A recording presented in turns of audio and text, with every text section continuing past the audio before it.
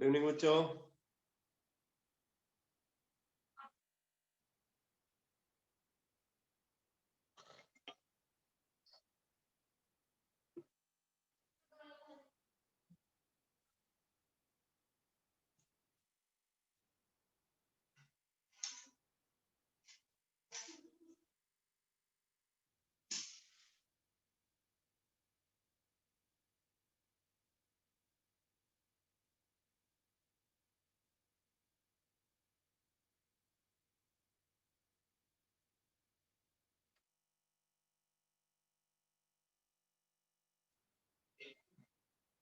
तो बेटा last class में हम लोगों ने थर्मोडायनेमिक्स में कुछ थर्मोडायनेमिक्स में यूज होने वाले जो जनरल टर्म्स हैं उन टर्म्स को डिस्कस किया था। जैसे एक्सटेंसिव वेरिएबल क्या है, स्टेट फंक्शन क्वांटिटी क्या है, पाथ फंक्शन क्वांटिटी क्या है, थर्मोडायनेमिक प्रोसेसेस कौन कौन से हैं।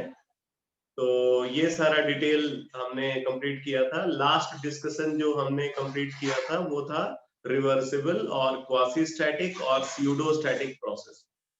ठीक है, और अब मैं डिस्कस करने जा रहा हूं लॉज ऑफ थर्मोडायनेमिक्स को। तो आप नोट करो, laws of thermodynamics, laws of thermodynamics.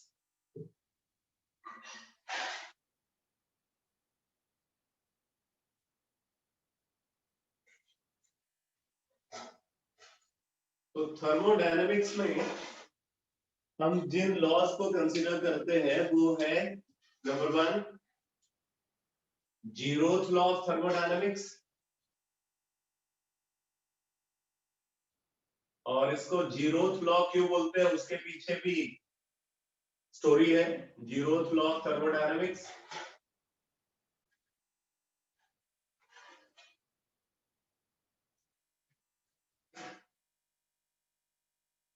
First law of thermodynamics, first law of thermodynamics, second law of thermodynamics and third law of thermodynamics, third law of thermodynamics. इसमें zeroth law of thermodynamics में कुछ है नहीं, बहुत simple सा statement है।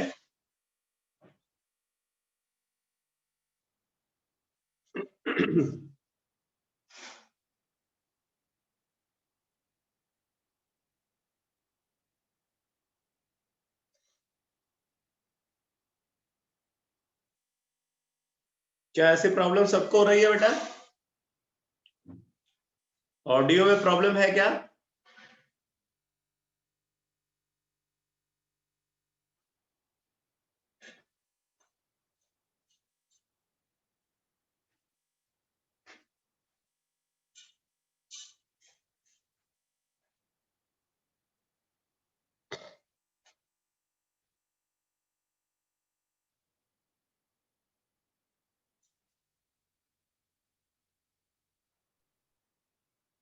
अच्छा,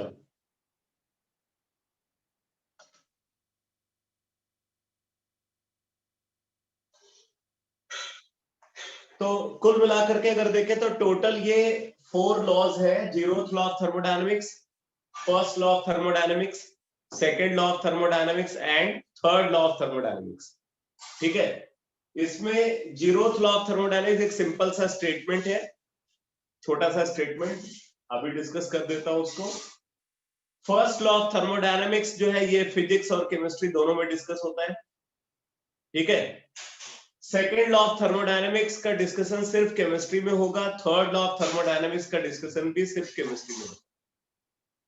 तो इसमें मैं आपको बता दूं कि जो थर्ड लॉ ऑफ थर्मोडायनेमिक्स है, थर्ड लॉ ऑफ थर्मोडायनेमिक्स का सिर्फ इंट्रोडक्टरी स्टेटमेंट, सिर्फ वही डिस्कशन यहाँ पे अभी इस लेवल पे हम लोग देखेंगे। बाकी फर्स्ट लॉ सेकेंड लॉ को पूरा इन डेप्थ पढ़ेंगे। ठीक है, तो हमारा पूरा फोकस जो रहेगा केमिस्ट्री के पॉइंट ऑफ व्यू से सेकेंड लॉ की इंपॉर्टेंस ज्यादा है, क्योंकि ये सिर्फ फिजिक्स में डिस्कस होता है, सिर्फ केमिस्ट्री में डिस्कस होता है। और ये आगे इसी से एक नया कॉन्सेप्ट आता है जिसको हम कॉन्सेप्ट ऑफ स्पॉन्टेनिटी बोलते हैं, जिसके बारे में मैंने आपको केमिकल बॉन्डिंग में भी बताया।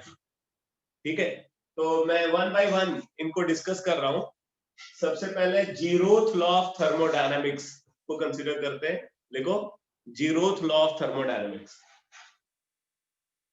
Zeroth law of thermodynamics.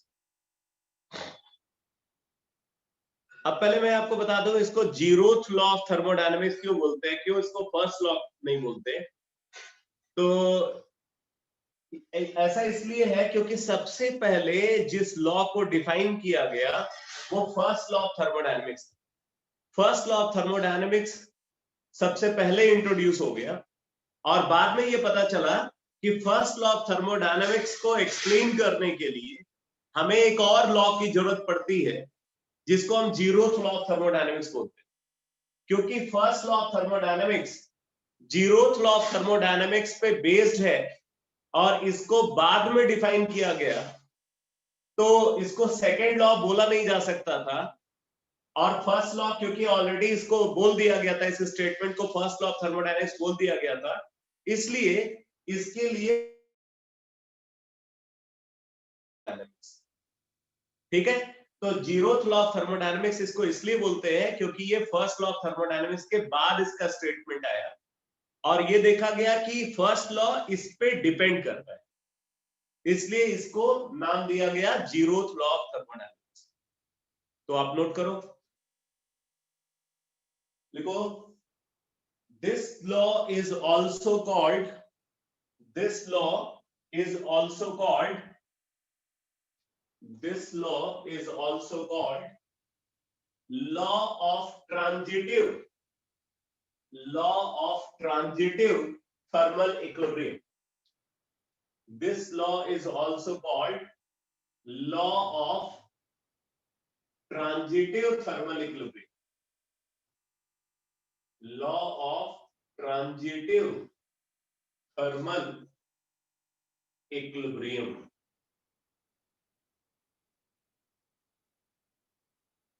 तो इसको law of transitive thermal equilibrium भी बोलते हैं। अच्छा, आपने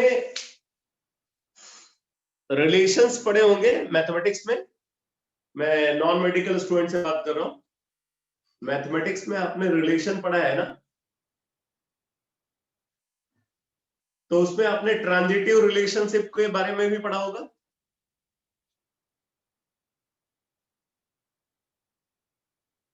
हाँ, तो यहाँ पे ट्रांजिटिव रिलेशनशिप क्या होती है, जैसे बोल रहा है कि ए अगर बी से रिलेटेड है और बी अगर, इसका मतलब कि ए सी से related, if A is related with B and B is related with C, then A is related with C, इसको बोलते हैं ट्रांजिटिव रिलेशनशिप। तो यहां पे भी कुछ ऐसी ही बात है, तो पहले आप इसका स्टेटमेंट लिखो, according to this law, according to this law, according to this law, if we consider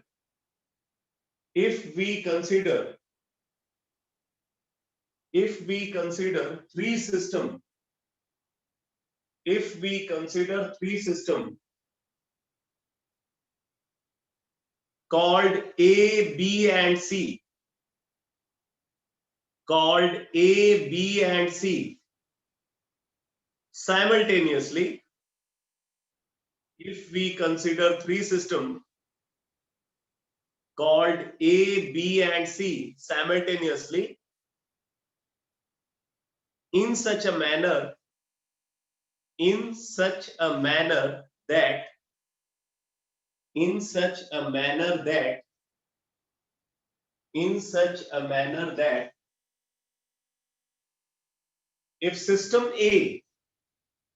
if system A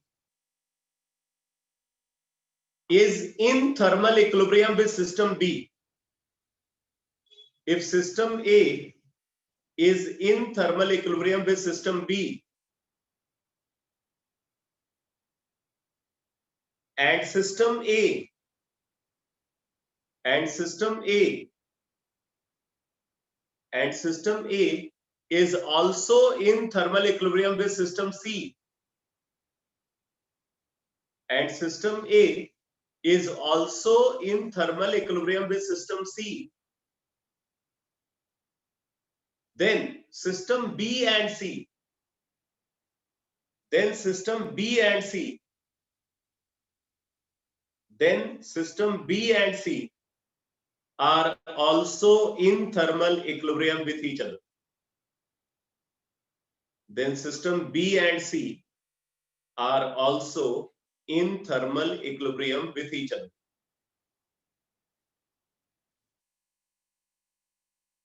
Then system B and C are also in thermal equilibrium with each other. तो यही statement zeroth law of thermodynamics बोला जाता है। तो अब जरा देखो क्या है इस स्टेटमेंट का मतलब। जैसे अगर हम एक सिस्टम ए को कंसीडर कर रहे हैं, एक सिस्टम बी को कंसीडर कर रहे हैं, हमने तीन सिस्टम को एक साथ डिफाइन किया और हमने सिस्टम सी को कंसीडर किया। ये है सिस्टम ए, ये है सिस्टम बी, ये है सिस्टम सी। बोल रहे कि अगर सिस्टम ए का टेम्परेचर है TA, सिस्टम बी का टेम्परेचर है TB एंड सिस्टम सी का टेम्परेचर है TC,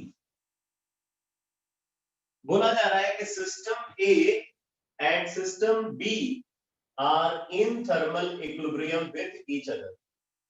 ठीक है, system A and system B are in thermal equilibrium with each other. तो थर्मल इक्विलिब्रियम में होने का मतलब है कि दोनों का टेम्परेचर बराबर होगा। इसका मतलब TA is equal to TB। और क्या बोला जा रहा है, system A is in thermal equilibrium with system C. इसका मतलब TA is equal to TC। ठीक है, तो अगर TA TB के बराबर है और TA TC के बराबर है, इसका मतलब TB TC के बराबर होना चाहिए। तो फिर यहां से हम ये बोल सकते हैं, this implies system B and system C are also in thermal equilibrium with each other, यानी कि TB is equal to TC। यही statement zeroth law of thermodynamics. ठीक है, तो ये है जीरोथ लॉ ऑफ थर्मोडायनेमिक्स का स्टेटमेंट।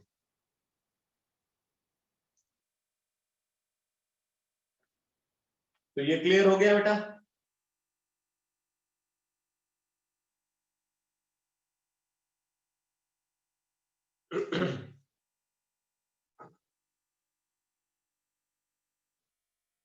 ठीक है, तो आपको लग रहा होगा कि बड़ा सिंपल सा स्टेटमेंट है, इसमें क्या स्पेशल बात है, लेकिन पहली बार जिसने सोचा होगा उसके लिए बहुत बड़ी बात है।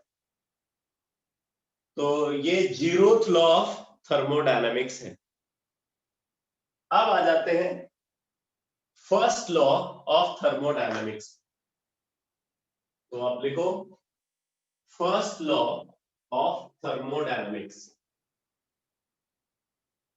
First law of thermodynamics.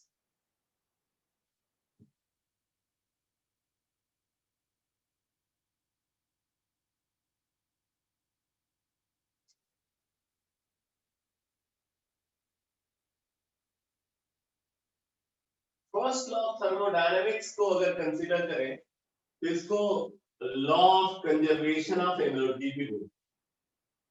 First law of thermodynamics का एक और नाम क्या है, law of conservation of energy. और इस लॉ को इंट्रोड्यूस किया रॉबर्ट ई मेयर ने।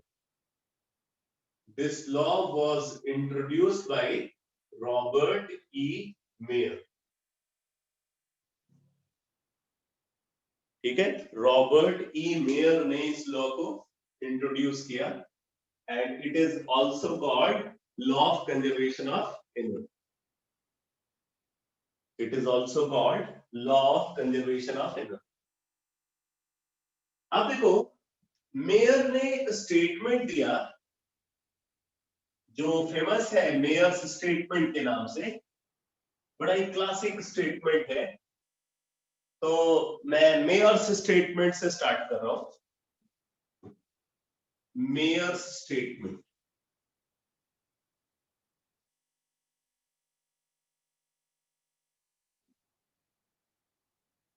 मेयर्स स्टेटमेंट, स्टेटमेंट लिखो, एक लाइन का स्टेटमेंट है बट मीनिंग जो है बहुत गहरी है। तो स्टेटमेंट लिखो, it is impossible, it is impossible to construct, it is impossible to construct a perpetual motion machine, it is impossible to construct, it is impossible to construct a perpetual motion machine। ये statement mayor से statement बोला जाए, बस यही छोटा सा statement. अब अगर आप यहां पे देखो तो ये वर्ड इंपॉर्टेंट है। इस वर्ड का क्या मतलब है? परपेचुअल। परपेचुअल का मतलब होता है एवरलास्टिंग। इस पे आप एक लाइन और ऐड कर दो, वो इसी के इलेबोरेशन में है। लिख लो, it is impossible to construct a perpetual motion machine that is a machine, that is a machine, that is a machine, that is a machine which can produce energy, that is a machine which can produce energy without consumption of energy, that is a machine which can produce energy without consumption of energy, that is a machine which can produce energy without consumption of energy।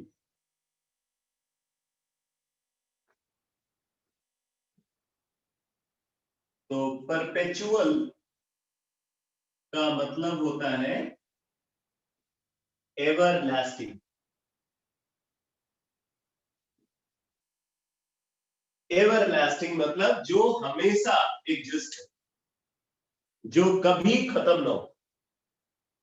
ठीक है, तो mayor ने बोला कि हम ऐसी कोई भी मशीन कंस्ट्रक्ट नहीं कर सकते जो एवरलास्टिंग। ठीक है, ऐसी कोई भी मशीन हम कंस्ट्रक्ट नहीं कर सकते जो एवरलास्टिंग हो, क्योंकि वही मशीन एवरलास्टिंग होगी जो मेंटेनेंस फ्री होगी। ठीक है, एवरलास्टिंग मशीन किसको बोलोगे? एवरलास्टिंग मशीन वही हो सकती है जो मेंटेनेंस फ्री हो। अब मेंटेनेंस की अगर बात करें तो मेंटेनेंस के लिए एनर्जी इनपुट की भी बात। ठीक है, कि अगर कोई मशीन को आप यूज करोगे, कोई भी मशीन हो XYZ, तो हर मशीन के लिए कुछ न कुछ एनर्जी इनपुट चाहिए। वो एनर्जी इनपुट किसी भी फॉर्म में हो सकता है।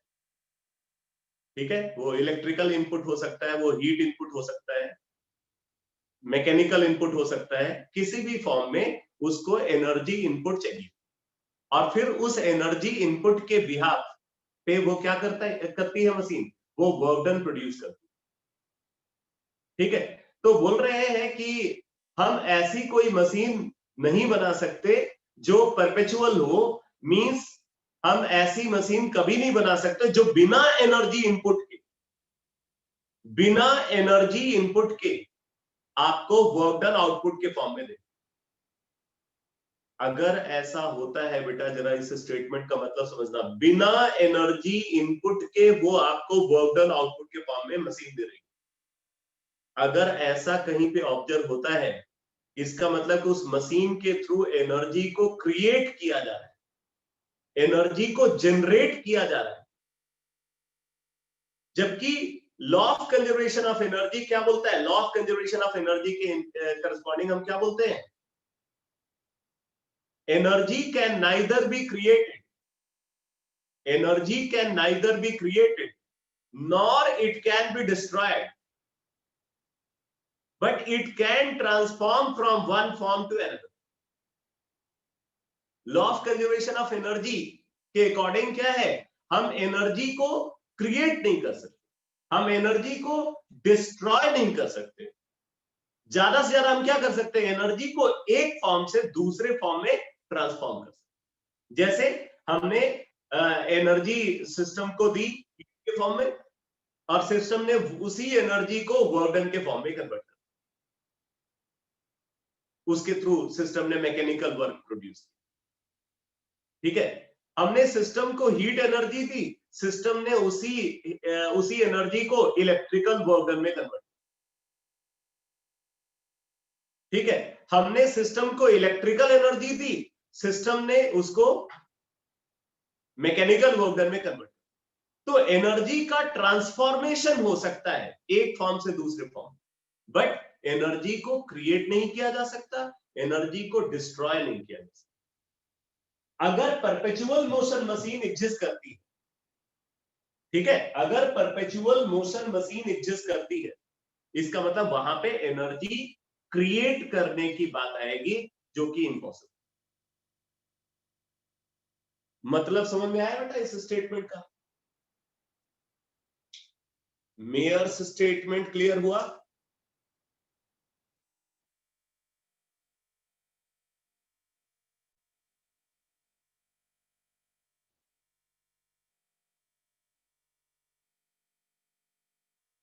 ठीक है, तो इसी का ऑल्टरनेटिव स्टेटमेंट भी लिख लो। Law first law of thermodynamics का ऑल्टरनेटिव स्टेटमेंट भी लिख लो, लिख लो alternatively, this law can be stated as, alternatively this law can be stated as, alternatively this law can be stated as, energy can neither be created, energy can neither be created, energy can neither be created, nor it can be destroyed, nor it can be destroyed, although it can transform, although it can transform, although it can transform from one form to another, although it can transform from one form to another, although it can transform from one form to another. ठीक है, ये statement law of conservation of energy बोला जाता है। ठीक है, एक statement NCERT में भी फर्स्ट लॉ का गिवन है, जरा देखो पेज नंबर 158, मेरे पास ओल्ड एडिशन है, ओल्ड एडिशन में पेज नंबर 158 पे एक स्टेटमेंट गिवन है, उसके ऊपर फर्स्ट लॉ ऑफ थर्मोडायनेमिक्स को बोल्ड लेटर में लिखा गया।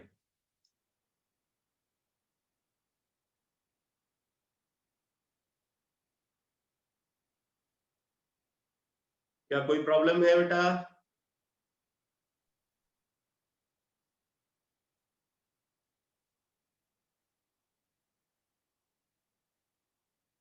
ठीक है, तो अब जरा देखो यहां पे एक स्टेटमेंट लिखा हुआ है फर्स्ट लॉ ऑफ थर्मोडायनेमिक्स का।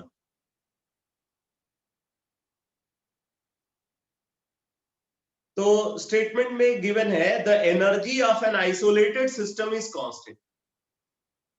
ये statement first law of thermodynamics बोला जा रहा है। फिर आगे इसी को बोला it is commonly stated as the law of conservation of energy, that is energy can neither be created nor it can be destroyed.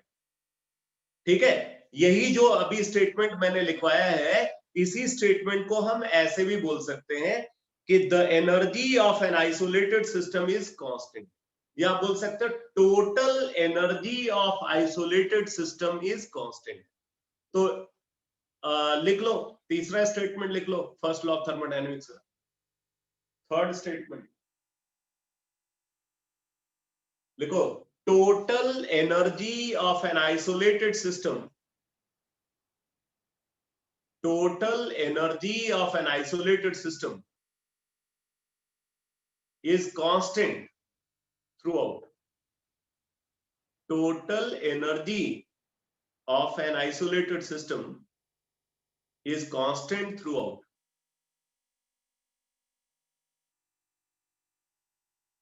ठीक है, तो फर्स्ट लॉ ऑफ थर्मोडायनामिक्स को हम तीन तरीके से डिफाइन कर सकते हैं। एक तो मेयर्स स्टेटमेंट है। मेयर्स स्टेटमेंट क्या है? It is impossible to construct a perpetual motion machine, that is a machine which can produce energy without consumption of energy. ठीक है, दूसरा स्टेटमेंट क्या है? Law of conservation of energy. Energy can neither be created nor it can be destroyed, though it can transform from one form to another। और उसी को हम उसी को थर्ड स्टेटमेंट के फॉर्म में कैसे लिख रहे हैं? Total energy of an isolated system remains constant through. अगर कोई सिस्टम आइसोलेटेड है तो उसकी जो टोटल एनर्जी होगी वो हमेशा कांस्टेंट, क्योंकि आइसोलेटेड सिस्टम में एनर्जी का ट्रांसफर नहीं हो सकता। ठीक है, न तो मैटर का ट्रांसफर हो सकता है और न ही एनर्जी का transfer.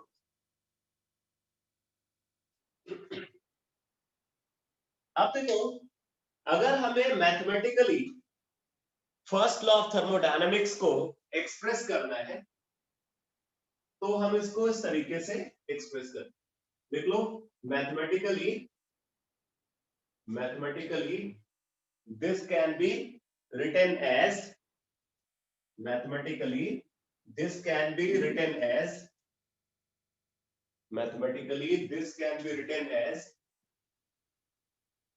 Delta U,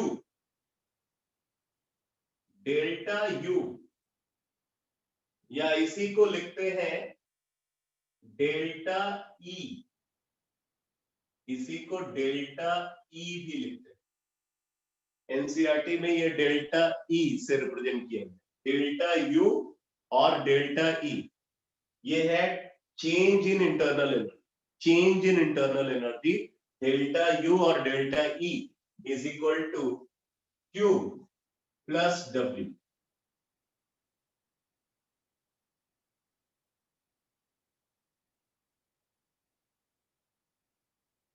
delta U, that is delta E, is equal to Q plus W।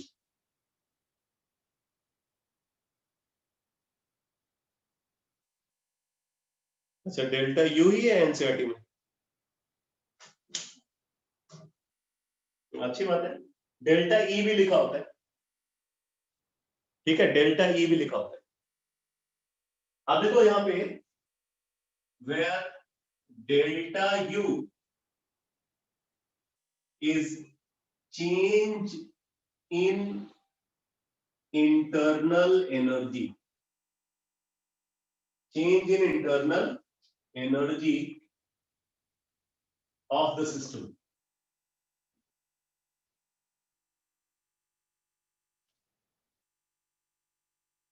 Q is heat transfer across the system boundary, across the system boundary।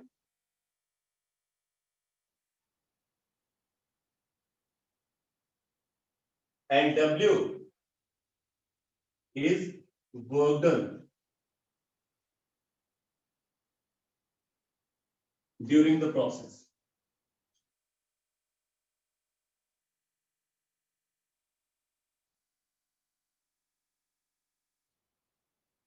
Work done during the process. ठीक है, अब देखो बेटा, इसको मतलब यही जो formula आप यहाँ पे जो देख रहे हो, फिजिक्स में इसको थोड़ा अलग तरीके से लिखा जाता है। तो जरा समझना फिजिक्स में कैसे हम इसको लिखते हैं। जैसे हमने एक सिस्टम को कंसीडर किया, ये है सिस्टम, ठीक है। सिस्टम को हमने दी हीट, सिस्टम को हमने हीट दिया। अब सिस्टम क्या करता है, इस हीट का कुछ पार्ट को कंज्यूम कर लेता है अपनी इंटरनल एनर्जी को चेंज, अपनी इंटरनल एनर्जी को चेंज करने में वो उस हीट का कुछ पार्ट को कंज्यूम कर लेता है, और बाकी जो एनर्जी है उसको वो वर्क डन के फॉर्म में कन्वर्ट, बाकी जो एनर्जी है उसको सिस्टम क्या करता है, वर्क डन के फॉर्म में कन्वर्ट कर देता है, ठीक है। तो फिजिक्स में इसको इस तरीके से लिखा गया है, पहले हमने दिया हीट, ठीक है, पहले हमने क्या दिया, हीट। अब उस हीट से क्या क्या हुआ, उस हीट से इंटरनल एनर्जी में चेंज हुआ, उस हीट का कुछ पार्ट से इंटरनल एनर्जी चेंज, और बाकी जो पार्ट है उस हीट का वो किस में कन्वर्ट हो गया, वर्क डन में कन्वर्ट हो गया। तो फिजिक्स में इसको ऐसे लिखा जाता है, Q is equal to delta U plus W, Q is equal to delta U plus W. यहाँ पे ये लिखना तो साथ में ये भी लिखना कि इन फिजिक्स, नहीं तो फिर दिक्कत होगी, ठीक है। तो फिजिक्स में ये लॉजिक चलता है, Q is equal to delta U plus W. और अगर आप इसके बेसिस पे देखो तो क्या क्या फॉर्मूला आना चाहिए, delta U is equal to Q minus W, क्या आना चाहिए यहां से, delta U is equal to Q minus W आना चाहिए। बट केमिस्ट्री में क्या लिखा जा रहा है, delta U is equal to Q plus W. इसका मतलब क्या है, फिजिक्स और केमिस्ट्री में जो वर्क डन का साइन कन्वेंशन है वो अपोजिट होगा।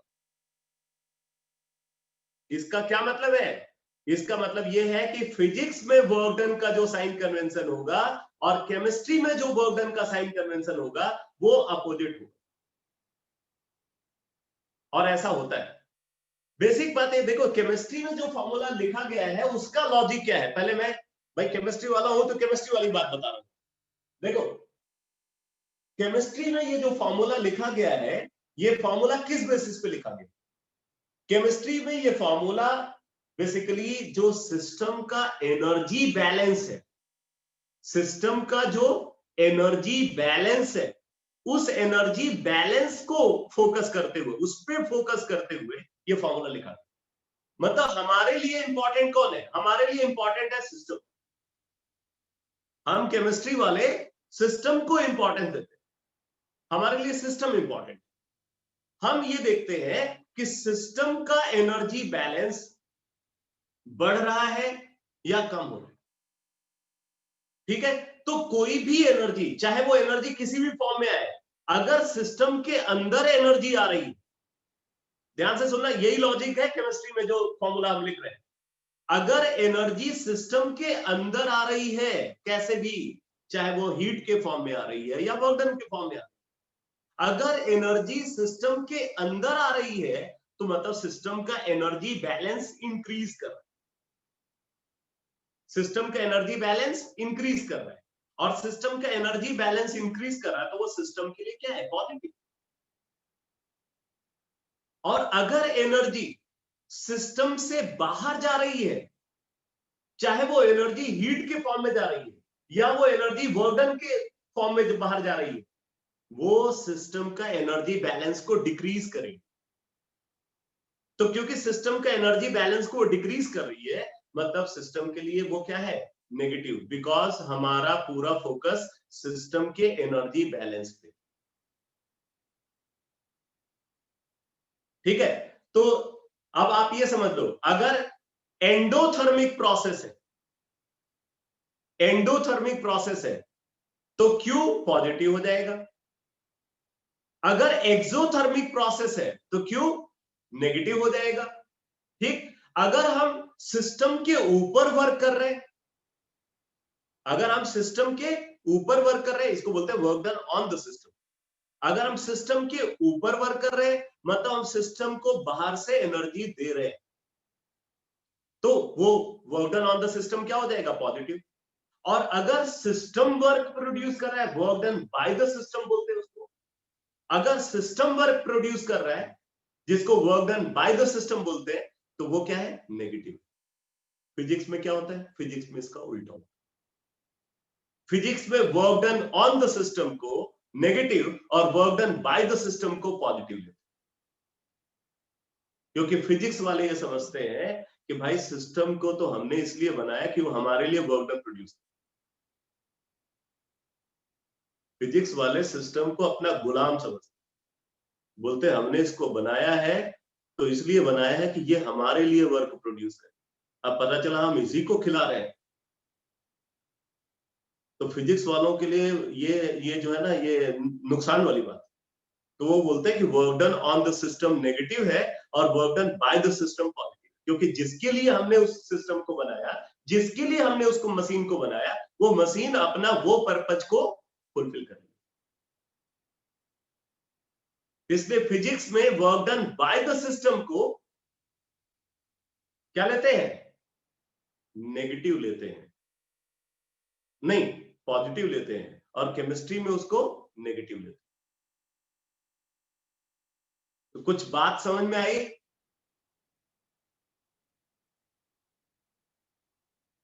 ये फिजिक्स और केमिस्ट्री में जो साइन का घपला है, या समझ में आ रहा है आपको?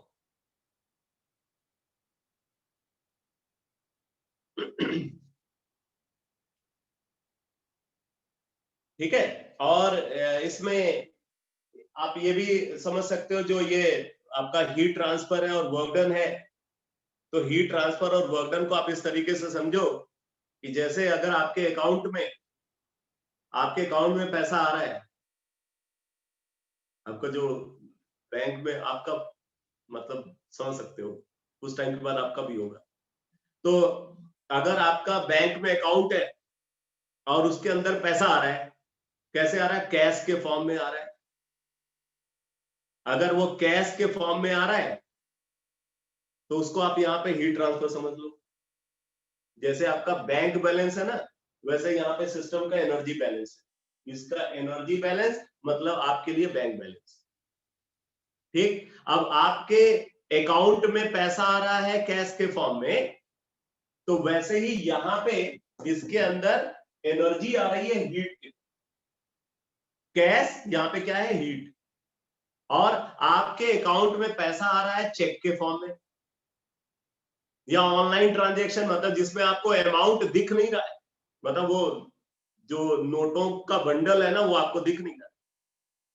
तो अगर आपके अकाउंट में अमाउंट आ रहा है, बट वो किस तरीके से आ रहा है, चेक के फॉर्म में आ रहा है या इलेक्ट्रॉनिक ट्रांजैक्शन के थ्रू आ रहा है, तो उसको आप यहाँ पे समझ सकते हो क्या, उसको आप वर्क डन समझ सकते हैं। दोनों एनर्जी ट्रांसफर, लेकिन एक का इफेक्ट आपको तुरंत फील हो जाएगा।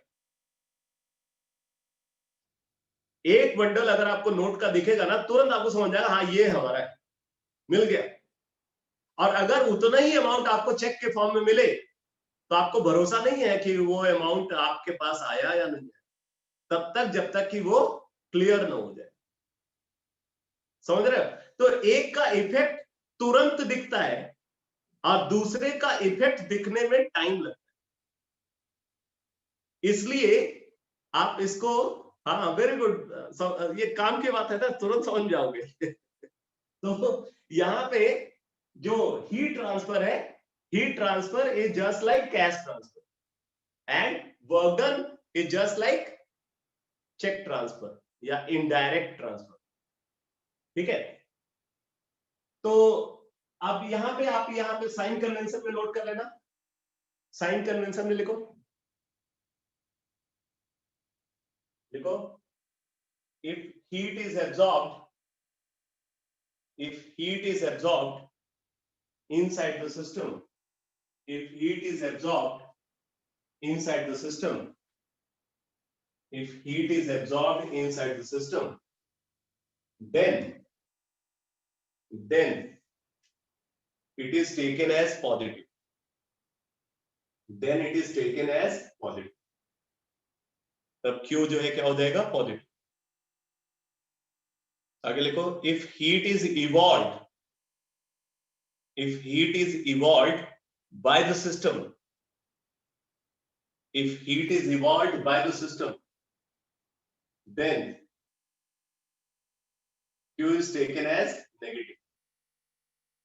If heat is absorbed by this, if heat is absorbed by the system, then Q is taken as positive, and if heat is evolved by the system, then Q is taken as negative.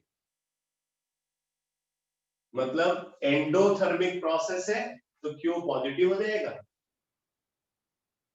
Endothermic process के लिए Q positive और exothermic process के लिए Q negative. ठीक है, ये sign convention जो हम केमिस्ट्री में फॉलो करते हैं। खैर ये Q का जो साइन कन्वेंशन है वो फिजिक्स और केमिस्ट्री में सेम। ठीक है, ये वाला साइन कन्वेंशन फिजिक्स और केमिस्ट्री दोनों में सेम। आप देखो वर्क डन के केस में लिखो,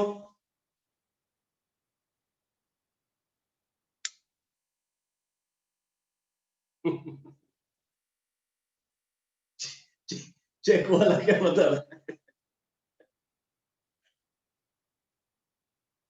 अरे चेक ट्रांसफर मतलब वर्क डन वाला ट्रांसफर, इनडायरेक्ट एनर्जी ट्रांसफर। ठीक है, हाँ, जिसका इफेक्ट तुरंत नहीं दिखता क्योंकि लोगों ने भरोसा खत्म कर दिया ना। तो आप देखो यहाँ पे बोल रहा है कि अगर work done by the system है, work done by the system, work done by the system,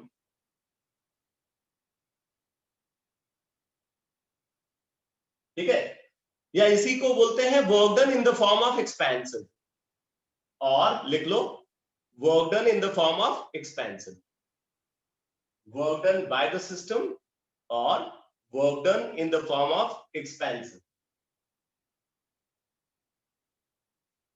और work done in the form of expansion. तो इसको हम लेते हैं केमिस्ट्री में नेगेटिव, केमिस्ट्री में इसको क्या लेते हैं? नेगेटिव लेते हैं।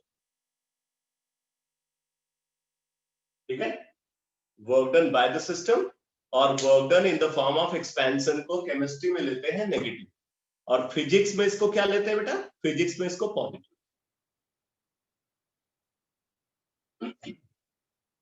इसी तरीके से work done on the system, work done on the system,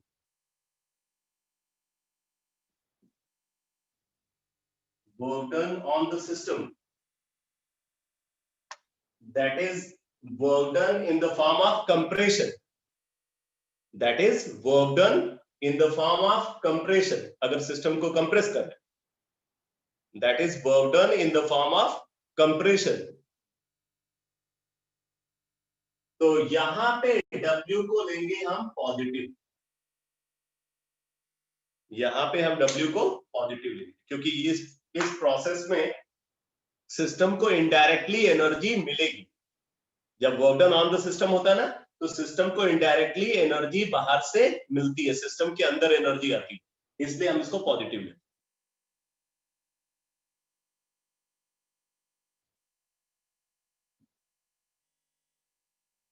अब देखो फर्स्ट लॉ ऑफ थर्मोडायनेमिक्स में जो टर्म्स हम यूज कर रहे हैं उसमें एक तो ये इंटरनल एनर्जी टर्म है, एक ये हीट ट्रांसफर टर्म है, और एक ये वर्क डन टर्म। अब हमें एक एक करके इन तीनों का डिटेल को समझना है। तो लिख लो terms used in first law of thermodynamics, terms used in first law of thermodynamics, terms used in first law of thermodynamics,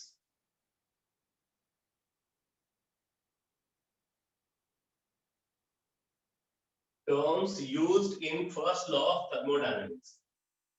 तो सबसे पहले लिखो internal energy, internal energy,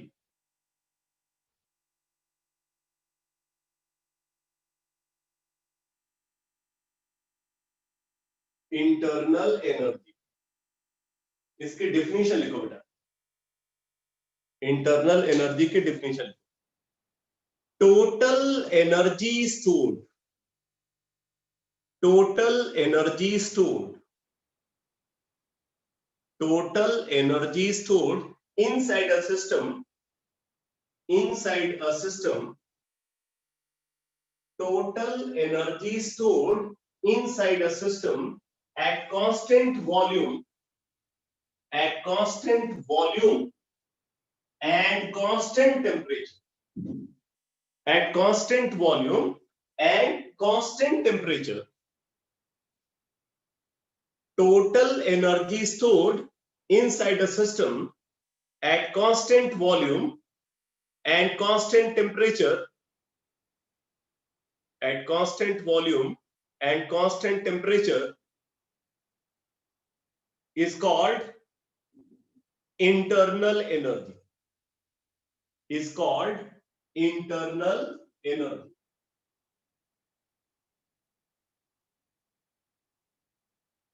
Total energy stored inside a system at constant volume and constant temperature is called internal energy. मतलब internal energy क्या है? किसी भी system के अंदर, ठीक है, अगर सिस्टम का वॉल्यूम कांस्टेंट है और सिस्टम का टेम्परेचर नहीं चेंज हो रहा है, तो उस कंडीशन में उसके अंदर जो टोटल एनर्जी स्टोर्ड है वो एनर्जी किसी भी फॉर्म में हो सकती है। सिस्टम के अंदर जो टोटल एनर्जी स्टोर्ड है, मतलब एक तरीके से सिस्टम का जो टोटल एनर्जी बैलेंस है उसको बोला जाता है इंटरनल एनर्जी। ठीक है, किसी भी सिस्टम का जो टोटल एनर्जी बैलेंस है, सिस्टम का वॉल्यूम और टेम्परेचर को कांस्टेंट रखते हुए, उसको हम इंटरनल एनर्जी बोलते हैं। आगे लिखो, it is represented by, it is represented by, it is represented by capital you. अब कैपिटल मत लिखना अलग से, it is represented by capital you और कैपिटल ई। ठीक है, इसको कैपिटल यू और कैपिटल ई से रिप्रेजेंट करते हैं। अब आप लिखो इंटरनल एनर्जी की क्या क्या कैरेक्टरिस्टिक है, तो लिखो characteristic of internal energy, characteristic of internal energy.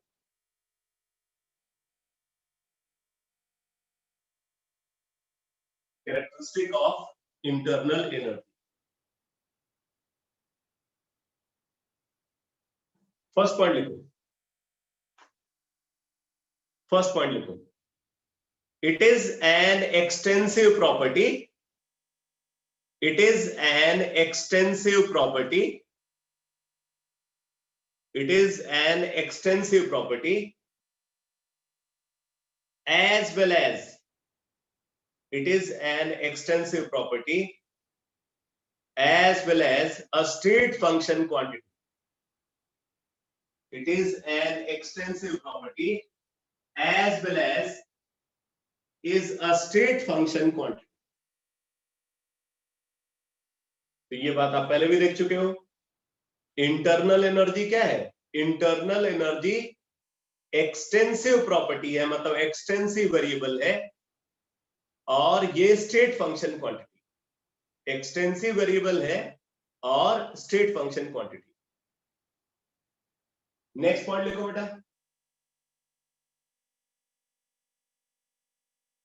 देखो, it is the summation of, it is the summation of, it is the summation of all form of energies, it is the summation of all form of energies associated with the system, it is the summation of all form of energies associated with the system, it is the summation of all form of energies associated with the system. आगे लिखो, where some energy form, where some energy form are well known, where some energy form are well known, however some other form are unknown. However some other form are unknown. Some other form are unknown. तो इसका मतलब देखो, अगर हम internal energy की absolute value को determine करना चाहते हैं, इंटरनल एनर्जी यानी कि कैपिटल यू और कैपिटल ई, इसकी हम टोटल वैल्यू को डिटरमाइन करना चाहते हैं, तो टोटल वैल्यू को डिटरमाइन करने के लिए हमें क्या करना पड़ेगा, सिस्टम से एसोसिएटेड जितने भी एनर्जी फॉर्म है, हर फॉर्म की जो अलग अलग एनर्जी है उसको डिटरमाइन करके उसका टोटल सम निकालना। तो अब देखो सिस्टम के अंदर जो एनर्जी है वो एनर्जी कौन कौन से फॉर्म में हो सकती है, मैं कुछ फॉर्म जो वेल नोन फॉर्म है उनको यहाँ पे लिख रहा हूं। जैसे ये एनर्जी उस सिस्टम के अंदर जो मॉलिक्यूल्स है, उन मॉलिक्यूल्स या एटम्स की जो काइनेटिक एनर्जी है, उस काइनेटिक एनर्जी के फॉर्म में हो सकती है। तो हम इसको ई ट्रांसलेशनल बोल रहे हैं, ई ट्रांसलेशनल, ठीक है। उसी तरीके से कुछ एनर्जी मॉलिक्यूल्स के रोटेशन के फॉर्म में हो सकती है, ई रोटेशनल। इसी तरीके से कुछ एनर्जी वहां पे जो मॉलिक्यूल्स के अंदर एटम्स हैं, उन एटम्स के वाइब्रेशन के फॉर्म में हो सकती है, वो एटम्स जो है वो वाइब्रेट करते रहते हैं, ठीक है। तो एनर्जी वाइब्रेशनल एनर्जी के फॉर्म में भी प्रेजेंट हो सकती है, ठीक है। ट्रांसलेशनल एनर्जी हो सकती है, रोटेशनल एनर्जी हो सकती है, वाइब्रेशनल एनर्जी हो सकती है। एनर्जी वहां पे बॉन्डिंग के फॉर्म में भी इन्वॉल्व हो सकती है, बॉन्डिंग के फॉर्म में भी एनर्जी इन्वॉल्व हो सकती है। एनर्जी वहां पे न्यूक्लियर फॉर्म में इन्वॉल्व हो सकती है। अभी तो मैं उन फॉर्म की बात कर रहा हूं जो वेल नोन फॉर्म है, ठीक है। और इसके अलावा और भी बहुत सारे एनर्जी फॉर्म है जिनका हमें पता नहीं,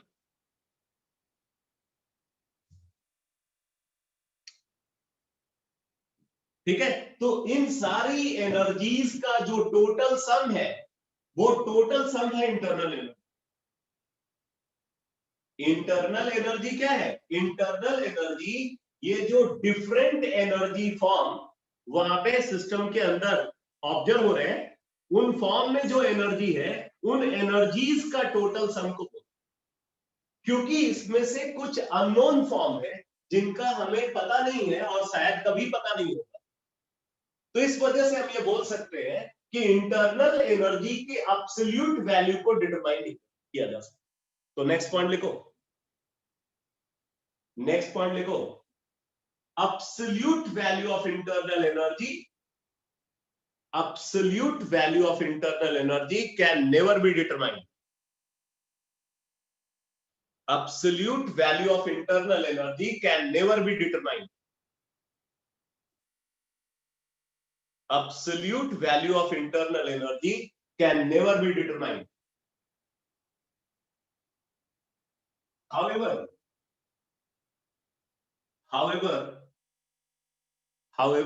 we can easily determine, however, we can easily determine the change in internal energy of the system. However, we can easily determine the change in internal energy of the system.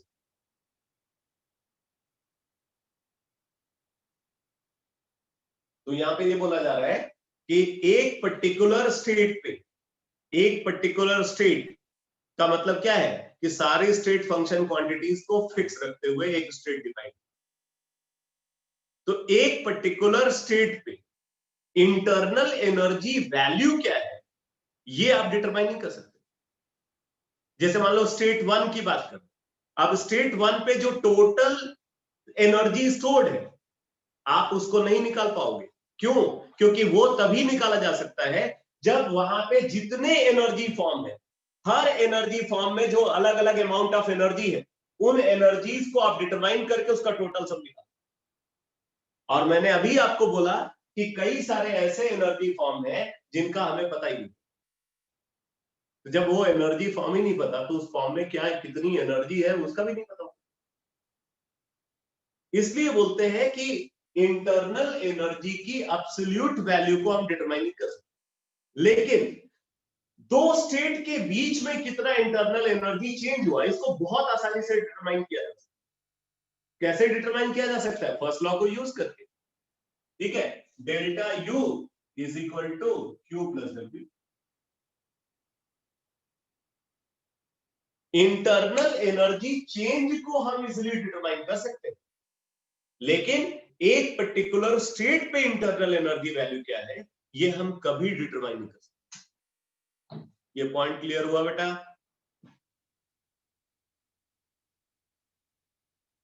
ये वाला point clear हुआ सबको?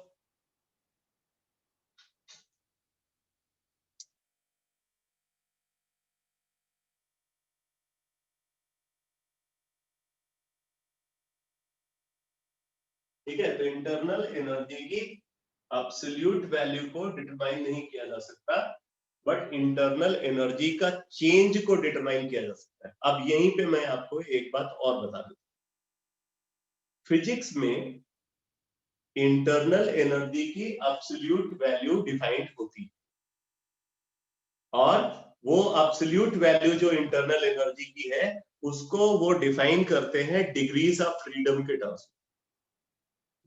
Degrees of freedom एक concept है, उसके terms में internal energy को determine करते हैं। अगर किसी भी सिस्टम का टोटल डिग्री ऑफ फ्रीडम हमें पता चल जाए तो टोटल डिग्री ऑफ फ्रीडम के बेसिस पे उस सिस्टम के अंदर जो टोटल एनर्जी स्टोर्ड है उसको मेजर किया जा सकता है। लेकिन ये एक अप्रोक्सीमेशन है, इससे हम एग्जैक्ट वैल्यू का पता नहीं करते। ठीक है, यहाँ पे बेसिकली एक कॉन्सेप्ट यूज होता है जब डिग्री ऑफ फ्रीडम का कॉन्सेप्ट को हम डिफाइन करते हैं, तो उसके लिए हम एक और कॉन्सेप्ट को कंसीडर करते हैं जिसको बोलते हैं law of equi partition of energy. इसके लिए जो कॉन्सेप्ट यूज होता है उसको बोलते हैं law of equi partition of energy. अरे मैंने बोला तो कि ये अप्रोक्सीमेशन है, ये जो मेथड है वो एग्जैक्ट मेथड नहीं है, एग्जैक्ट वैल्यू का नहीं पता चलता, वो एक अप्रोक्सीमेटेड मेथड। उसमें ये बोलते हैं कि किसी भी सिस्टम के अंदर जो टोटल एनर्जी स्टोर्ड है वो उस सिस्टम में प्रेजेंट जो डिग्रीज ऑफ फ्रीडम है उनमें इक्वली डिवाइडेड होती है। जैसे मान लो कि एक सिस्टम की टोटल एनर्जी कैपिटल ई है और बोले उस सिस्टम के अंदर 3 डिग्री ऑफ फ्रीडम है, तो हर डिग्री ऑफ फ्रीडम में कितनी कितनी एनर्जी होनी चाहिए? E/3 E/3 E/3। अगर बोल रहे हैं कि एक सिस्टम की टोटल एनर्जी कैपिटल ई है और वहां पे 5 डिग्री ऑफ फ्रीडम है, तो हर डिग्री ऑफ फ्रीडम में कितनी एनर्जी होगी? तो बोलेंगे E/5 E/5 E/5। तो इसको बोलते हैं law of equi partition of energy. ठीक है, वैसे मैं अभी इस बात को भी आपको बताऊंगा आगे, जब हम मैं मोलर हीट कैपेसिटी का कंसेप्ट को इसी चैप्टर में डिस्कस करूंगा, तो उसके साथ मैं ये जो डिग्री ऑफ फ्रीडम का कंसेप्ट है और law of equi partition of energy इसको मैं डिस्कस करूंगा। अभी सही समय नहीं है, तो आगे बढ़ते हैं। तो मैंने ये बोला कि absolute value of internal energy can never be determined, however we can easily determine the change in internal energy of the system. ठीक है, नेक्स्ट पॉइंट लिखो। नेक्स्ट पॉइंट,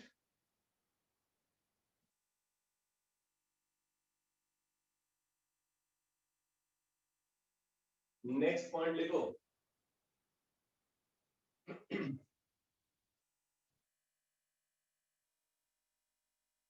लिखो, by changing the kinetic energy, by changing the kinetic energy, by changing the kinetic energy, by changing the kinetic energy of the system as a whole, by changing the kinetic energy of the system, by changing the kinetic energy of the system as a whole, with the help of certain external agency, with the help of certain external agency, with the help of certain external agency, its internal energy, its internal energy, its internal energy remains unaffected. Its internal energy remains unaffected. अब जरा देखो क्या बोला गया यहाँ, बोल रहा है कि हमारे पास एक सिस्टम है, वो सिस्टम पहले स्टेशनरी था, अब हमने क्या किया, हमने उस पूरे सिस्टम को किसी एक्सटर्नल एजेंसी की हेल्प से मूव कराना स्टार्ट कर दिया। मतलब आप खुद सिस्टम हो सकते हो, आप अभी बैठे हुए हो, आपको एक कार में बैठा दिया जाए उसी पोजीशन में और कार मूव करे, ठीक है। तो ऐसे सिचुएशन में कार ने कुछ वेलोसिटी अचीव कर ली, मान लो कार जो है वो ट्रेवल कर रही है 60 किलोमीटर पर आवर की स्पीड से, तो आप बोलोगे कि आपकी भी स्पीड 60 किलोमीटर पर आवर है, ठीक है। मतलब आपको काइनेटिक एनर्जी दी गई है, लेकिन आपको जो काइनेटिक एनर्जी दी गई है उस काइनेटिक एनर्जी को गेन करने में आपने कुछ नहीं किया, वो काइनेटिक एनर्जी एक एक्सटर्नल एजेंसी की हेल्प से आपको प्रोवाइड की गई। कार उस स्पीड से ट्रेवल कर रही है और कार के अंदर आप बैठे हुए, इसलिए आपकी स्पीड भी वही है जो कार की स्पीड। तो यहां पे अगर आप देखो तो आपकी काइनेटिक एनर्जी में चेंज किया गया, पहले आपकी काइनेटिक एनर्जी 0 थी और अब आपकी कुछ काइनेटिक एनर्जी है। क्या उस काइनेटिक एनर्जी को गेन करने में आपकी इंटरनल एनर्जी में कोई चेंज आएगा?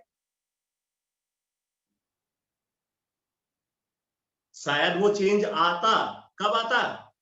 जैसे मान लो कि आप जो है कार में बैठे हुए हो और कार 20 किलोमीटर पर आवर की स्पीड से ट्रेवल कर रही है, मतलब आपकी काइनेटिक एनर्जी आपका मास इंटू 1/2 मल्टीप्लाइड बाय जो वहां पे वेलोसिटी है उसका स्क्वायर, ये है आपकी काइनेटिक एनर्जी, ठीक है। आप बोल रहे हैं कि आप वही काइनेटिक एनर्जी एक और तरीके से गेन कर सकते हो। कैसे? आप दौड़ो और दौड़ करके आप 20 किलोमीटर पर आवर की स्पीड को अचीव करो। आप दौड़ो और दौड़ दौड़ करके आप 20 किलोमीटर पर आवर की स्पीड को अचीव करो, तब जो आपकी काइनेटिक एनर्जी होगी, उस काइनेटिक एनर्जी को गेन करने में आपको अपनी इंटरनल एनर्जी को कंज्यूम करना पड़ेगा और आपको उसका एहसास भी होगा कि आपकी इंटरनल एनर्जी में चेंज आ रहा है, क्योंकि आप ऐसे ही अगर दौड़ते रहे ना तो थोड़ी टाइम के बाद आप गिर पड़ते हो, बिकॉज उसकी आपकी इंटरनल एनर्जी डिक्रीज कर जाती है, आपकी इंटरनल एनर्जी चेंज हो रही है। आप देखो दोनों ही सिचुएशन में आपको वही काइनेटिक एनर्जी मिली है, लेकिन प्रोसेस अलग अलग है। एक केस में आप अपनी इंटरनल एनर्जी को बर्न करके वो काइनेटिक एनर्जी गेन कर रहे हो और दूसरे केस में आपको कोई एक्सटर्नल एजेंसी वो काइनेटिक एनर्जी प्रोवाइड, इसलिए एक केस में आपकी इंटरनल एनर्जी में कोई चेंज नहीं हो रहा है और दूसरे केस में आपकी इंटरनल एनर्जी में चेंज हो रहा है। ये बात आपको समझ में आ रही है? ये पॉइंट क्लियर हुआ?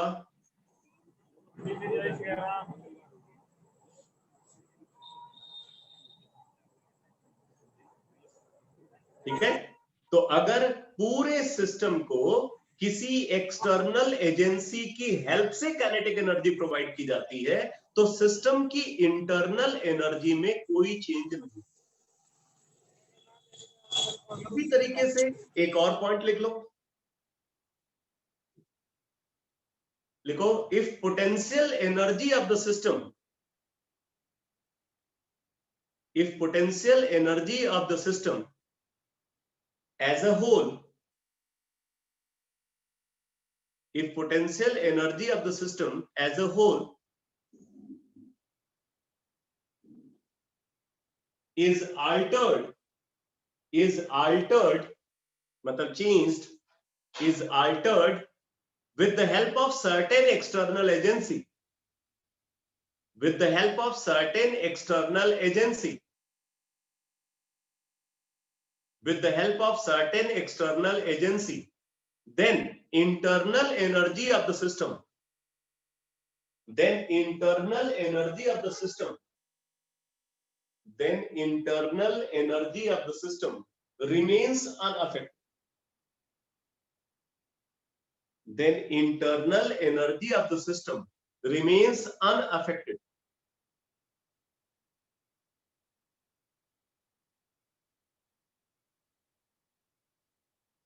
अब देखो यहां पे क्या बोला जा रहा है, बोल रहा है कि अगर सिस्टम यानी कि आप एक क्रेन में बैठ जाते हो, लिफ्ट में बैठ जाते हो और वो लिफ्ट आपको 5th फ्लोर पे ले जाती है, आप ग्राउंड लेवल से लिफ्ट में बैठ करके 5th फ्लोर पे चले जाते, तो आपकी पोटेंशियल एनर्जी में तो चेंज आया, लेकिन आपकी इंटरनल एनर्जी में कोई चेंज नहीं।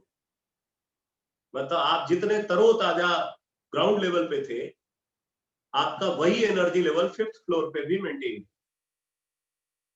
अब बोला जाता है दूसरा रास्ता पकड़ो, स्टेयर्स को यूज करो और 5th फ्लोर पे जाओ। तो जब आप 5th फ्लोर पे पहुंचते हो तो आपको पता चलता है कि आपकी इंटरनल एनर्जी में चेंज आ चुका है। आप हाँफते हुए इधर उधर लौटते पुटते लंबी सांसें लेते हुए जो है आप ऊपर, तो दोनों ही प्रोसेसेस में पोटेंशियल एनर्जी में बराबर का चेंज आया है, लेकिन एक केस में सिस्टम की इंटरनल एनर्जी चेंज हुई और दूसरे केस में सिस्टम की इंटरनल एनर्जी में कोई चेंज नहीं। ये पॉइंट भी क्लियर हो गया होगा आपको, ये वाला पॉइंट भी क्लियर हो गया।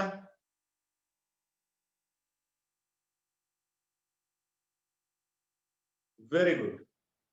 अब देखो, अगर हम चेंज इन इंटरनल एनर्जी को कंसीडर करें तो चेंज इन इंटरनल एनर्जी कुछ केसेस में हीट सप्लाइड के बराबर भी हो सकती है और कुछ केसेस में change in internal energy work done के बराबर भी हो सकती है। ठीक है, कब change in internal energy heat supplied के बराबर होगी और कब change in internal energy work done के बराबर होगी, तो 2 पॉइंट और लिख लो। नेक्स्ट पॉइंट लिखो, लिखो in case of adiabatic process, in case of adiabatic process, in case of adiabatic process, change in internal energy, change in internal energy is equal to work done. In case of adiabatic process, change in internal energy is equal to work done. Delta U is equal to W for adiabatic process, क्योंकि adiabatic process में कोई heat transfer तो होगा नहीं, तो Q जो है यहाँ पे 0, Q यहाँ पे 0 है, तो delta U is equal to W, तो जितना इंटरनल एनर्जी में चेंज होगा उसी के बराबर होगा। नेक्स्ट पॉइंट लिखो, in case of isochoric process, in case of isocoric process, in case of isocoric process, change in internal energy, change in internal energy is equal to heat supplied, change in internal energy is equal to heat supplied या heat transfer, change in internal energy is equal to heat transfer, तो delta U is equal to Q। अब Q को हम यहाँ पे QV बोल रहे हैं, QV का मतलब V stand for heat supplied at constant volume, heat supplied at constant volume. ठीक है, अगर वॉल्यूम कांस्टेंट है तो कोई वर्क डन नहीं होगा, अगर सिस्टम के वॉल्यूम में कोई चेंज नहीं आ रहा है, सिस्टम के एक्सटेंट में कोई चेंज नहीं आ रहा है, तो कोई वर्क डन नहीं होगा, क्योंकि वर्क डन हमेशा सिस्टम बाउंड्रीज पे अपीयर होता है। अगर सिस्टम बाउंड्री में कोई चेंज नहीं आ रहा है, मतलब सिस्टम के थ्रू कोई वर्क डन प्रोड्यूस नहीं हुआ। इसीलिए बोलते हैं जो रिजिड वॉल है ना, रिजिड वॉल के अक्रॉस वर्क डन को प्रोड्यूस नहीं किया जा सकता। रिजिड, मैं पहले बताया था आपको कि अगर रिजिड वॉल है तो रिजिड वॉल के थ्रू वर्क डन प्रोड्यूस नहीं किया जा सकता। नॉन रिजिड वॉल है तो वर्क डन को प्रोड्यूस कर सकते। तो change in internal energy is equal to heat supplied at constant volume, यानी कि ये कब ऑब्जर्व होगा? आइसोकोरिक प्रोसेस के केस में। For isochoric process, isochoric process में वॉल्यूम कांस्टेंट होता है। वॉल्यूम कांस्टेंट होने की वजह से वहां पे कोई वर्क डन नहीं। ठीक है, इस स्टेटमेंट को आप ऐसे भी लिख सकते हो, heat supplied at constant volume is equal to change in internal, heat supplied at constant volume is equal to change in internal. अब आप यहाँ पे देख सकते हो बेटा कि यहाँ पे वर्क डन है बट हीट ट्रांसफर नहीं है, यहाँ पे हीट ट्रांसफर है बट वर्क डन नहीं है। तो आप देख सकते हो यहाँ पे वर्क डन किसके बराबर आ गया? चेंज इन इंटरनल एनर्जी के। और इंटरनल एनर्जी क्या होती है? स्टेट फंक्शन क्वांटिटी होती है। Internal energy state function quantity होती है, तो obviously change in internal energy भी स्टेट फंक्शन क्वांटिटी। भाई अगर internal energy state function quantity है तो उसका चेंज भी स्टेट फंक्शन क्वांटिटी। तो वर्क डन किसके बराबर है? स्टेट फंक्शन क्वांटिटी के, मतलब वर्क डन खुद क्या है? State function. तो एडियाबैटिक प्रोसेस में वर्क डन क्या हो जाता है? स्टेट फंक्शन क्वांटिटी बन जाता है। ठीक है, जबकि आइसोकोरिक प्रोसेस में हीट सप्लाइड क्या बन जाता है? स्टेट फंक्शन क्वांटिटी बन जाता है, क्योंकि यहाँ पे वर्क डन पार्ट मिसिंग है, यहाँ पे हीट ट्रांसफर पार्ट मिसिंग। इसीलिए मैंने लास्ट क्लास में बताया था आपको कि अगर Q और W दोनों एक साथ सिस्टम पे ऑपरेट हो रहे हो तब दोनों स्टेट, दोनों पाथ फंक्शन क्वांटिटी होते हैं। लेकिन अगर दोनों में से कोई एक प्रेजेंट है, दूसरा मिसिंग है, तो वो क्या हो जाएंगे? तब वो स्टेट फंक्शन क्वांटिटी। ठीक है, तो वो पॉइंट भी आपको यहां से क्लियर हो। इसमें work done state function quantity है और इसमें heat transfer state function. Clear हुआ बेटा?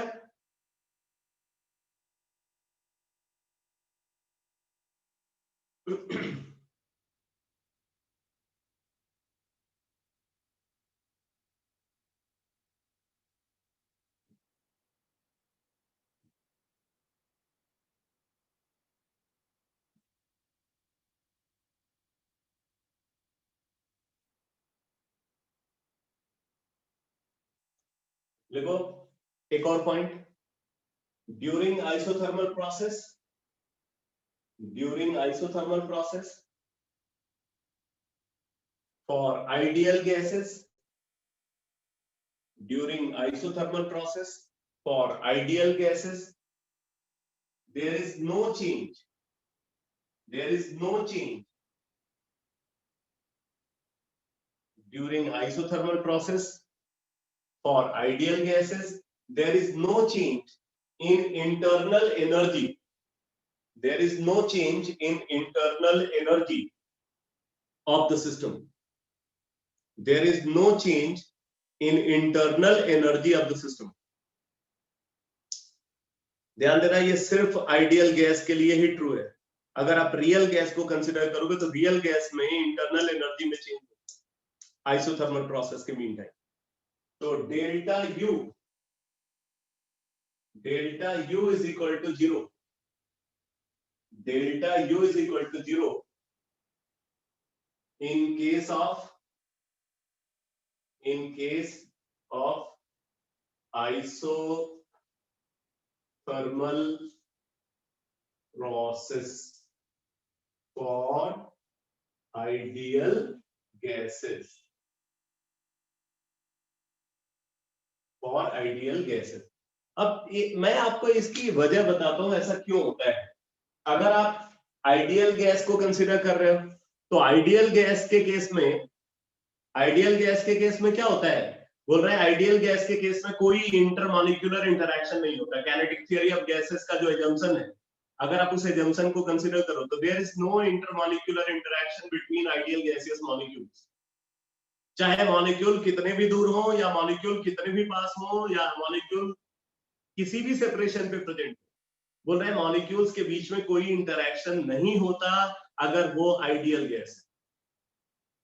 तो इसका मतलब क्या है कि आप अगर सिस्टम को कंप्रेस करते हो, ठीक है, टेम्परेचर कांस्टेंट है, आप सिस्टम को कंप्रेस कर रहे हो, सिस्टम को कंप्रेस कर रहे हो, मॉलिक्यूल पास आ रहे हैं, बट उनके बीच में जो फोर्स ऑफ इंटरैक्शन है उसमें कोई चेंज ऑब्जर्व नहीं, वो हमेशा निग्लिजिबल बना हुआ है। निग्लिजिबल बना हुआ है तो ऐसे सिचुएशन में सिस्टम की पोटेंशियल एनर्जी में कोई चेंज नहीं, सिस्टम की पोटेंशियल एनर्जी में कोई चेंज नहीं आएगा तो उसकी इंटरनल एनर्जी में भी कोई चेंज नहीं। बट अगर यहीं पे एक रियल गैस को कंसीडर किया जाए, मान लो रियल गैसेस मॉलिक्यूल्स पहले दूर दूर लाई कर रहे थे, अब आपने उनको कंप्रेस करके आप उनको पास ला रहे हो, तो जैसे जैसे आप उनको पास लाओगे क्या होगा, फोर्स ऑफ अट्रैक्शन बढ़ता जाएगा, फोर्स ऑफ अट्रैक्शन बढ़ेगा तो पोटेंशियल एनर्जी में चेंज आएगा, और पोटेंशियल एनर्जी में चेंज आएगा तो सिस्टम की इंटरनल एनर्जी में चेंज आएगा, वहां पे सिस्टम की इंटरनल एनर्जी चेंज होगी, इसलिए वहां पे इंटरनल एनर्जी का चेंज जीरो नहीं हो सकता। तो रियल गैस के केस में internal energy change isothermal process में जीरो नहीं होता, लेकिन आइडियल गैस के केस में internal energy change isothermal process में जीरो होता है। मतलब आइसोथर्मल प्रोसेस में आइडियल गैस की जो इंटरनल एनर्जी है वो कांस्टेंट, ठीक है, आइसोथर्मल प्रोसेस में आइडियल गैस की इंटरनल एनर्जी कांस्टेंट, इसीलिए इंटरनल एनर्जी का चेंज जीरो। तो ये तो बात हो गई इंटरनल एनर्जी। अब आप लिखो number 2 second term, heat transfer, heat transfer और हीट सप्लाई।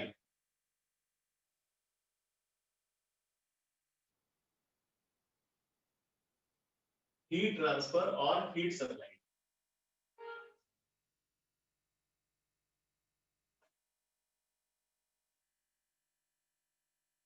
तो इसमें लिखो बेटा, the energy transfer, the energy transfer which occurs in such a manner that the energy transfer which occurs in such a manner that the temperature difference, the energy transfer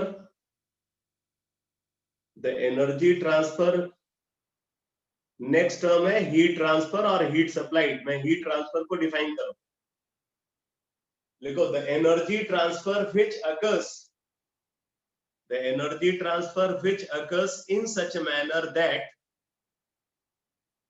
the temperature difference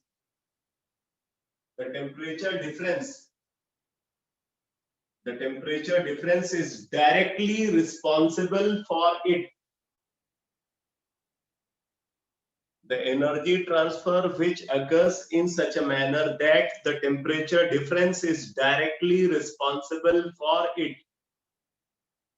The temperature difference is directly responsible for it is called heat transfer or heat supply. Heat transfer or heat supply.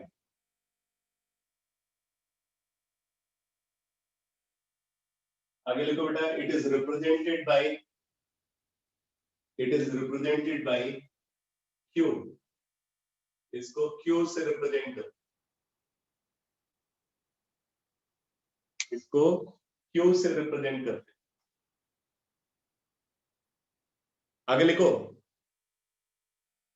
it is generally a path function quantity. It is generally a path function quantity. It is generally a path function quantity as well as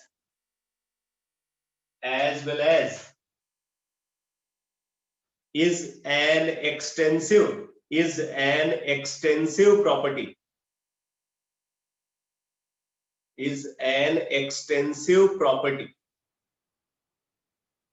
तो ये जो Q है, Q क्या है, बोल रहे हैं ये जनरली पाथ फंक्शन क्वांटिटी होता है और एक्सटेंसिव प्रॉपर्टी होता है। ये पाथ फंक्शन क्वांटिटी है और एक्सटेंसिव प्रॉपर्टी, ठीक है। तो अगर हम Q को कंसीडर करें तो Q पॉजिटिव है for heat input, heat input अगर है तो Q पॉजिटिव होगा और ये नेगेटिव होगा फॉर हीट आउटपुट।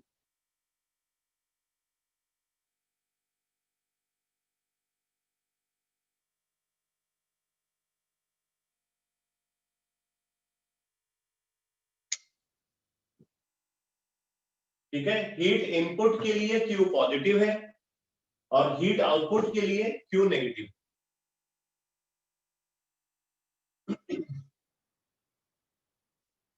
अच्छा, अगर आपसे ये पूछा जाए कि दो पाथ फंक्शन क्वांटिटीज का सम, अगर दो पाथ फंक्शन क्वांटिटीज का सम को कंसीडर करें तो जो सम आएगा वो क्या होगा, पाथ फंक्शन क्वांटिटी होगा या स्टेट फंक्शन क्वांटिटी होगा या दोनों हो सकता है।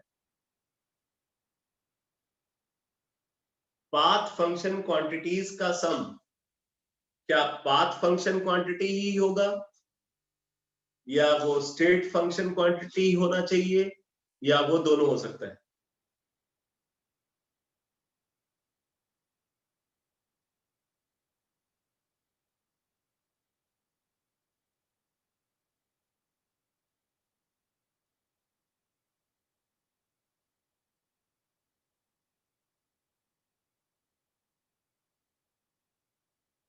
दोनों हो सकता है,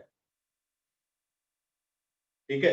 पाथ फंक्शन क्वांटिटीज का सम पाथ फंक्शन क्वांटिटी भी हो सकता है, स्टेट फंक्शन क्वांटिटी भी हो सकता है, मतलब दोनों हो सकता है। अब एक का एग्जांपल तो आपको सीधे सीधे मिलता है कि Q जो है ये पाथ फंक्शन क्वांटिटी है, W पाथ फंक्शन क्वांटिटी है, दोनों का sum change in internal energy है जो कि स्टेट फंक्शन क्वांटिटी। ये स्टेट फंक्शन क्वांटिटी, ये क्या है, पाथ फंक्शन क्वांटिटी, ये क्या है, पाथ फंक्शन क्वांटिटी। तो दो पाथ फंक्शन क्वांटिटीज का सम स्टेट फंक्शन क्वांटिटी यहाँ पे ऑब्जर्व, ठीक है।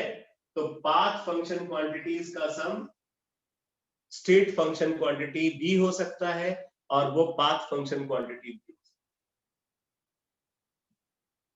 ठीक है। अगर आपसे बोला जाए कि दो एक्सटेंसिव वेरिएबल का एडिटिव क्या होगा,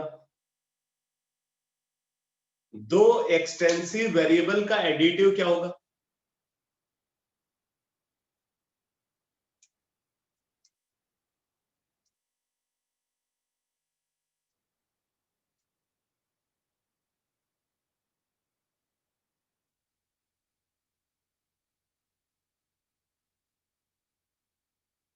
एक्सटेंसिव होना चाहिए 100%, ठीक है। दो एक्सटेंसिव वेरिएबल का एडिटिव एक्सटेंसिव होना चाहिए और दो एक्सटेंसिव वेरिएबल को डिवाइड करें तो क्या होगा,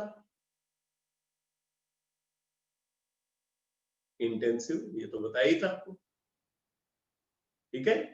अगर दो एक्सटेंसिव वेरिएबल का रेशियो को कंसीडर करें तो वो इंटेंसिव, दो एक्सटेंसिव वेरिएबल का एडिटिव हमेशा एक्सटेंसिव। अच्छा, दो इंटेंसिव वेरिएबल का एडिटिव क्या होना चाहिए,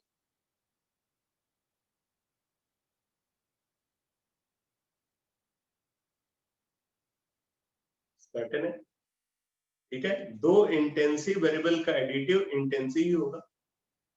भाई टेम्परेचर में टेम्परेचर ऐड करोगे तो टेम्परेचर ही मिलेगा, मास में मास ऐड करोगे तो मास मिलेगा, मास में वॉल्यूम थोड़ी ऐड कर दोगे।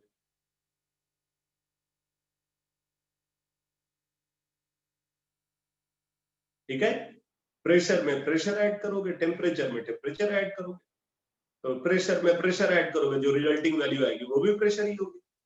तो दो इंटेंसिव वेरिएबल का एडिटिव इंटेंसिव, दो एक्सटेंसिव वेरिएबल का एडिटिव एक्सटेंसिव, दो स्टेट फंक्शन क्वांटिटी का एडिटिव स्टेट फंक्शन क्वांटिटी, और पाथ फंक्शन क्वांटिटी दोनों हो सकते। ये जो बात मैं आपको बता रहा हूं ना, इन्हीं स्टेटमेंट को लेकर के थ्योरेटिकल क्वेश्चन बनते हैं।